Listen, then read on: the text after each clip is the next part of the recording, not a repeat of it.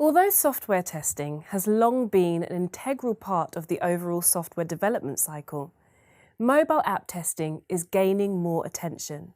So, how is it possible to test and optimize all these different mobile apps developed for different devices and operating systems? Well, in this video, you'll learn about a feature of Android Studio that can help you with this: the Android Virtual Device, or AVD Manager. You can use the AVD Manager to ensure that Android apps are well optimized for different devices. More specifically, this tool allows you to define the various features of a physical device, such as an Android phone, that you want to create and simulate in the Android emulator. By creating and configuring these virtual devices, you can test your apps across multiple devices without necessarily purchasing physical devices. Now, let's take a moment to explore the AVD Manager available from the Android Studio IDE, or Integrated Development Environment. In this video, I'm going to introduce you to the Android Virtual Device Manager, or AVD interface. I'll start by opening Android Studio. To access the AVD interface, I go to the top right of the Android Studio environment and click on the three-dotted menu for more actions. Then, I select Virtual Device Manager. This opens a new window.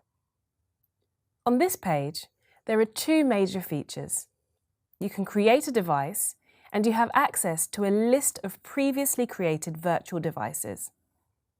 With each virtual device listing, which includes the device name and Android version, also referred to as API level, you can perform various actions, as indicated by the icons on the upper right-hand side.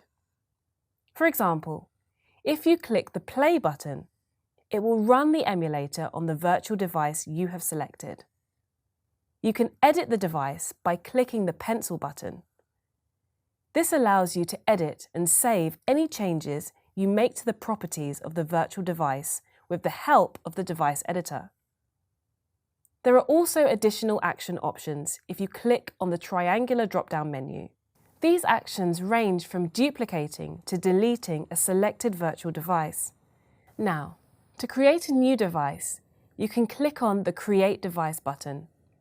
Once again, this opens a new window. Here, you can create and configure a new virtual device based on your specifications and requirements. You'll be able to select the physical device you want to emulate and set and edit any required properties. And that's an overview of the major features of the AVD interface, from launching an emulator on an existing virtual device to creating new ones. You've now had the chance to preview some features of the AVD Manager interface.